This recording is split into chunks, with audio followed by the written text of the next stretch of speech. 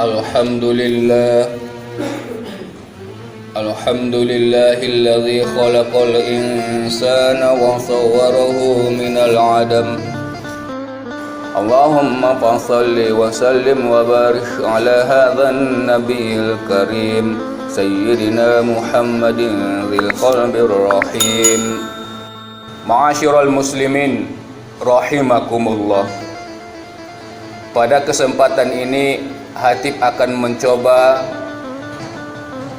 6 macam jalan untuk memperoleh pahala sedekah, namun bukan lewat mengeluarkan uang ataupun harta yang diberikan oleh Allah Subhanahu wa ta'ala.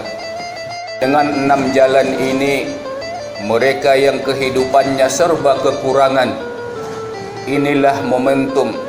Lewat jalan inilah kesempatan mereka untuk memperoleh pahala sedekah. Namun sangat beruntung pula mereka yang diberi Allah harta berlebih, serba berkecukupan, bahkan mereka bisa memperoleh 2 jalan pahala sedekah lewat harta dan uang mereka, dan juga lewat 6 jalan ini.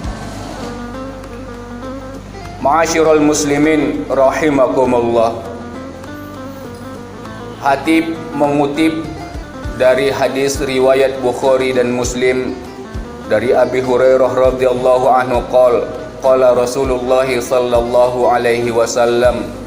Rasulullah sallallahu alaihi wasallam bersabda, yang pertama dari 6 tersebut adalah kullu sulama minan nasi alaihi sadaqah. Setiap persendian manusia akan menghasilkan pahala sedekah.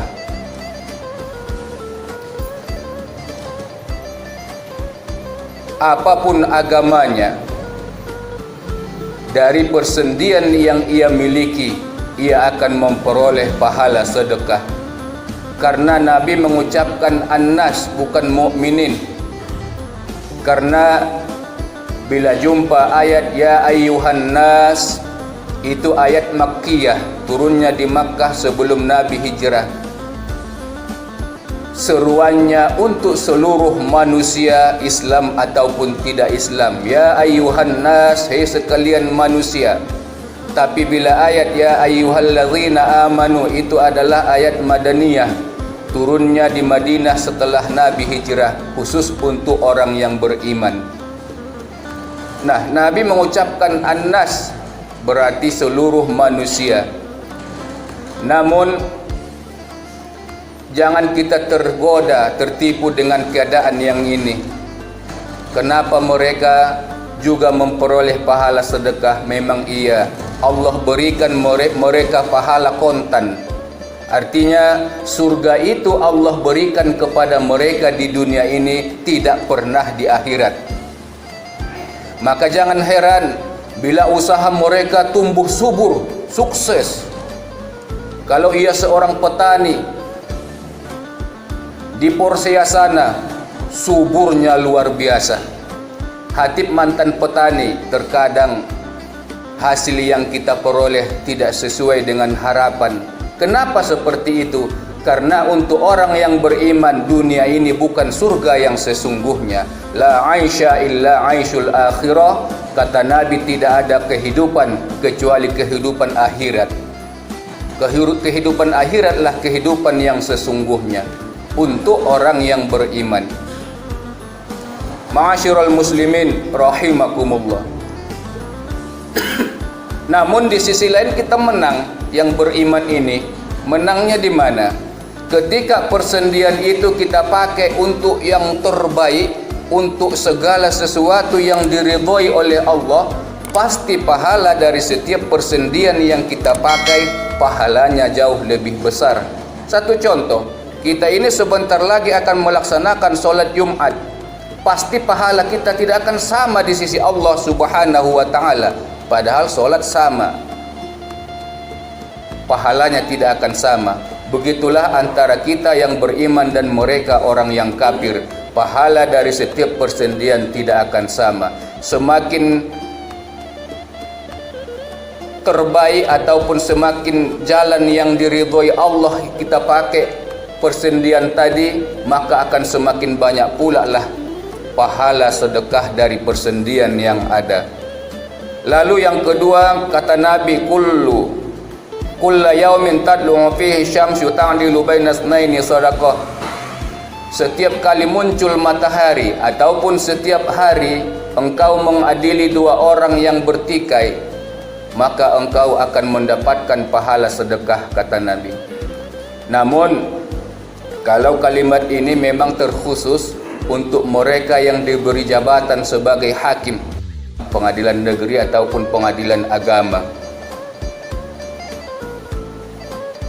Ia adili manusia, dua orang yang bertikai, dengan sebaik-baiknya, tidak ada kezaliman dari hasil yang ia putuskan, maka hakim itu akan memperoleh pahala sedekah. Namun Allah terkadang mengasih kesempatan yang ini kepada kita. Bukankah kita memiliki tetangga? Bukankah kita memiliki saudara, kerabat dan lain sebagainya? Pasti di antara mereka itu terkadang bertikai bermasalah. Jadikanlah diri kita sebagai penengah bagi mereka. Kita persilakan salah satu untuk berbicara dan kita perintahkan yang lainnya untuk diam. Kalau perlu kita catat apa masalahnya. Setelah itu perintahkan lagi yang kedua untuk berbicara. Yang pertama kita perintahkan untuk diam. Kalau tidak akan ribut. Kalau bisa buat tempat yang berbeda untuk berbicara tadi, biar nggak ribut. Baru kita simpulkan. Kita jadikanlah diri kita sebagai penengah untuk mereka, maka kita akan mendapatkan pahala sedekah dari mengadili dua manusia yang bertikai. Lalu yang ketiga, wa tu'inur rajula fi dabbatihi fatahmiluhu 'alaiha. Di suatu perjalanan kita menemukan seseorang yang memiliki beban berat, lalu kemudian kita ganti posisinya, kita yang membawa beban tersebut. Au tarfa'u lahu 'alaiha mata'ah shadaqah. Atau yang kedua, kita bantu ia, kita angkat beban beratnya ke pundaknya ataupun ke kendaraannya, maka kita akan memperoleh pahala sedekah. Tentu kalau dari yang dua ini, yang pertama lebih besar pahalanya karena kita menggantikan posisi langsung orang tersebut.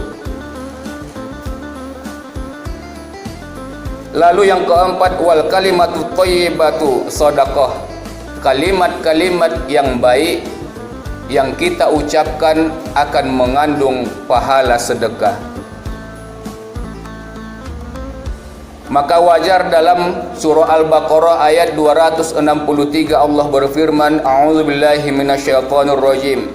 Qaulun ma'rufun wa maghfiratun khairum min shadaqatin yatba'uha adza. Wallahu ghaniyyun halim. Ucapan-ucapan yang baik, wa maghfiratun, dan menjadi orang yang pemaaf, khairum min shadaqatin, lebih baik daripada mengeluarkan sedekah, namun yatba'uha adza, diiringi dengan perilaku yang menyakitkan hati. Kita ucapkan subhanallah walhamdulillah wa la ilaha illallah wallahu akbar, maka akan memperoleh pahala sedekah. Namun tidak menghilangkan pahala awal dari ucapan itu. Berarti dalam hal ini kita akan memperoleh dua keuntungan. Seperti kata Nabi, subhanallah wa bihamdihi subhanallahil azim, akan memenuhi timbangan nanti di hari kiamat. Itu tetap kita peroleh. Dan yang kedua, kita akan memperoleh pahala sedekah. Ataupun seperti dalam hadis lain, ada sahabat menjumpai Nabi, ya Rasul, kehidupanku sangat sulit. Lalu Nabi berpesan, bacalah sebelum terbit fajar, subhanallah wa bihamdihi subhanallahil azim astaghfirullah. karena ini juga istighfarnya para malaikat. Baca 100 kali, maka kekayaan akan mendatangimu. Kekayaan akan mendatangi kita, pahala sedekahnya juga akan kita peroleh. Jaddidu imanakum bi dzikri la ilaha illallah, kata Nabi, perbaharuilah iman kamu dengan zikir la ilaha illallah. Kita ucapkan la ilaha illallah sebanyak-banyaknya, seperti dalam hadis, iman kita semakin baik, juga tidak luput daripada pahala sedekah.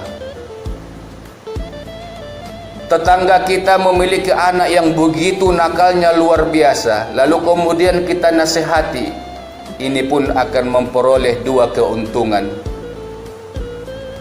Keponakan dan lain sebagainya, kita beri mereka nasihat.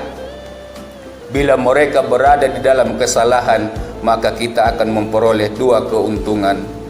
Ma'asyiral muslimin rahimakumullah. Lalu yang kelima, wa bi kulli khutwatin tamshiha ila shalah sadaqah.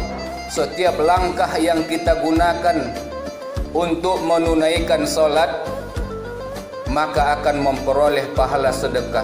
Semakin banyak langkah kita menuju tempat salat, maka akan semakin banyak pahala sedekah yang kita peroleh. Bagaimana pula mereka yang naik kendaraan menuju tempat salat? Itu pun Allah itu maha adil. Allah tidak pernah, walaisa bizzallamin lil abid, kata Allah dalam Al-Quran, Allah mustahil menzolimi hamba-hambanya. Setiap minyak yang keluar, ban yang aus dan lain sebagainya, itu nanti akan dihitung oleh Allah subhanahu wa ta'ala. Kebaikan sebiji zarrah akan dibalas, keburukan sebiji zarrah juga akan dibalas oleh Allah subhanahu wa ta'ala. Lalu yang keenam, wa tumitul adza 'anit tariqi sadaqah. Menghilangkan, menyingkirkan sesuatu yang menyakiti orang dari jalanan, seperti duri, kerikil tajam atau batu besar. Bila kena ban kereta, bisa pengendara terbalik, lalu kita singkirkan semua dari jalanan, maka kita akan memperoleh pahala sedekah. Ma'asyiral muslimin rahimakumullah. Mungkin inilah yang dapat Hatib sampaikan. Mudah-mudahan Allah membimbing kita untuk memperoleh 6 jalan ini, sehingga kita mendapatkan ridho Allah subhanahu wa ta'ala fid dini wad dunya wal akhirah. Tidak ada orang yang sampai kepada Allah kecuali ia telah terlebih dahulu mengamalkan ilmu yang kecil, ilmu yang sedikit. Setelah ia amalkan setiap ilmu yang kecil dan yang sedikit, maka Allah pun akan mewariskan ia ilmu yang jauh lebih besar. Karena kata Nabi, man amila bima alima warathahu Allahu ilma ma lam ya'lam. Siapa yang mengamalkan ilmu yang pernah ia ketahui, maka Allah akan mewariskan ilmu yang belum pernah ia ketahui. Mudah-mudahan bermanfaat. Amin ya rabbal alamin.